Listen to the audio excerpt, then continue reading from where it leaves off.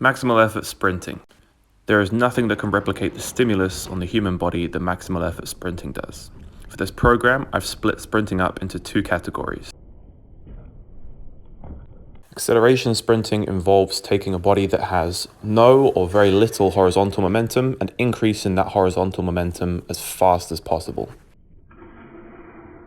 To do this, you need to push into the ground as horizontally as possible. To achieve this, you need a forward torso angle and shin angle, ideally around 45 degrees, as well as a coordinated, powerful arm swing. For any type of acceleration, you need to push through one leg hard, lower your torso angle, and drive your opposite knee and foot through to prepare for the next ground contact. The arms always split as soon as possible in coordination with your legs. As you accelerate, your torso and shin angle will progressively increase. The ground contact times will progressively shorten, becoming more elastic and less powerful, i.e. more tendon action and less muscular action. Measuring your 10 to 20 meter time from a stationary start is a very good representation of your muscular power output. This is more akin to a broad jump or a standing vertical jump in terms of force velocity profiling. If you see an improvement in your 10 to 20 meter times, then that suggests that your muscular power output is increasing. So to summarize, acceleration sprinting focuses forward torso and shin angle, around about 45-degree angle ideally, longer and more forceful ground contacts, which will naturally happen with that forward torso and shin angle. The distances that you're going to be sprinting for acceleration will be 10 to 30 meters from a standstill. And lastly, I want you to get good at accelerating from a variety of different start types so that you can get good at accelerating generally rather than just in one specific start type. For top speed sprinting, we're looking at much higher velocity, which means shorter ground contact times, which means that we're relying a lot more on the elasticity of the lower body.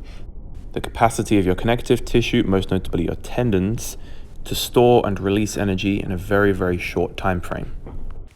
Mechanics for top speed sprinting include a vertical torso, head and eyes looking straight forwards and relaxed, a nice high heel recovery, high knee with foot directly underneath the knee, a nice vertical shin angle, force pushing directly down into the track, back arm swing crosses the hips with vertical forearms, the foot contacts directly underneath the hip, and I want you to think about effortless springing off of the ground. I can guarantee you'll sprint slower if you're trying to tense up as much as possible when you're doing top speed sprinting.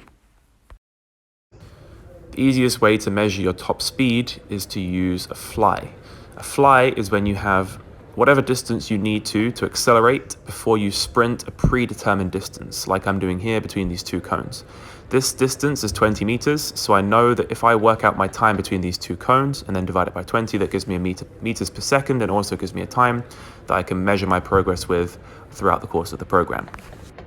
So the main focuses of top speed sprinting are a vertical torso and shin angle, nice high heel recovery, and making sure that your foot contacts directly underneath your hip.